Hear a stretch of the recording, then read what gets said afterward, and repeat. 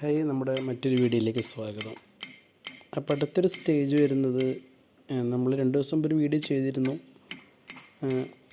നമ്മുടെ filler വാർക്കുന്ന video. അതിനുശേഷം നന്നായിട്ട് നനയ്ക്കണം കേട്ടോ. 2 ദിവസം നന്നായിട്ട് നമ്മൾ നനച്ചു. അതിനുശേഷം ചെറിയൊരു മഴ കിട്ടി.